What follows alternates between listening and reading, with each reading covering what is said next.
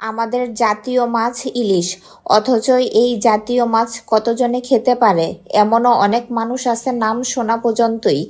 তাই আমার মতে আমাদের জাতীয় মাছ পাঙ্গাস হওয়া দরকার ছিল। পাঙ্গাস মাছ কম বেশি সবারই সাধ্যের মধ্যে, সবাই কম বেশি খেতে পারে।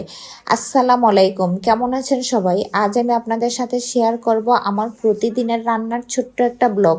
আমি এখানে বড় একটা পাঙ্গাস মাছের মাথা নিয়েছি। মাছটা অনেক বড় ছিল, আর এত বড় মাছের মাথা দিয়ে অন্য কিছু রান্না করলে কেউ খেতে চায় না, অথচ এভাবে রান্না করলে খাওয়ার সময় আমি ভাগেই পাই না। সবাই অনেক পছন্দ করে খায়। আমি একটা কড়াইয়ের মধ্যে তেল দিব, তেল গরম হলে পেঁয়াজ কুচি দিয়ে একটু ভেজে নিব। তারপর দিব লবণ, হলুদের গুঁড়া, মরিচের গুঁড়া, ধনিয়ার গুঁড়া দিয়ে একটু ভেজে দিয়ে দিব একটু পানি। তারপর দিব রসুন বাটা দিয়ে ভালো করে মশলাটা কষিয়ে নিব। অনেক ভালো করে মশলা কষাতে হবে, না হয় মাছ থেকে একটা মশলার গন্ধ আসবে। ভালো করে কষানো হলে দিয়ে দিব মাছের মাথাগুলো, দিয়ে ভালো করে কষাতে থাকবো। এখানে আমি কোনো পানি দিইনি, শুধু তেলের উপর মাছের মাথাগুলো ভালো করে ভাজা ভাজা করব। যত ভাজবো তত খেতে ভালো লাগবে। এখানে কোনো পানি নাই, তাই ঢাকনা খুলে একটু পর পর নাড়তে হবে, না হয় নিচে লেগে যাবে। যত ভাজা হবে খেতে তত স্বাদ লাগবে, আবার মাছ থেকে কোনো গন্ধ আসবে না। ভাজা ভাজা হয়ে একদম খুলে খুলে যাবে। তারপর দিয়ে দিব পরিমাণ মতো পানি।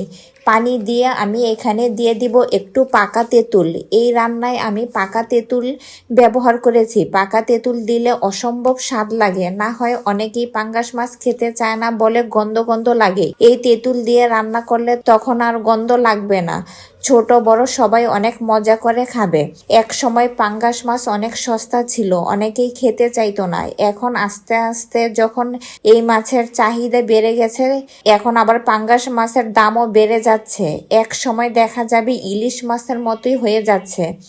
ঝোল শুকিয়ে আসলে দিয়ে দিব জিরার গুঁড়া। এখানে অনেক কাঁচামরিচ দিলে আরো বেশি স্বাদ লাগতো, কিন্তু আমি দিব না, কারণ এই তরকারিটা আমার ছেলে মেয়ে খাবে। তাই বেশি জাল দিয়ে রান্না করব না। মাখা মাখা হয়ে আসলে দিয়ে দিব ধনেপাতা। ধনেপাতা দিয়ে একটু নেড়ে চেড়ে যখন মাখা মাখা হয়ে আসে, তেল উপরে বেশে আসে, তখন চুলা বন্ধ করে দিব।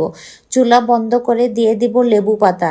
তরকারিতে লেবু পাতা দিলে আমার কাছে অনেক স্বাদ লাগে। আমি বারান্দায় লেবু গাছ লাগাই শুধু পাতা খাওয়ার জন্য।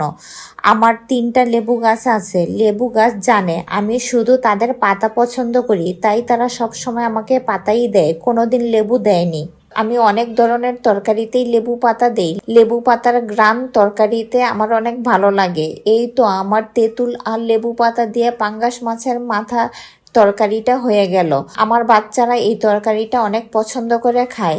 এই যে টকটক ঝাল ঝাল লোভনীয় তরকারিটা হয়ে গেল। যারা পাঙ্গাস মাছ খায় না, তারাও যদি এভাবে টকটক করে রান্না করে খায়, এরপর থেকে আরো বেশি খেতে চাবে।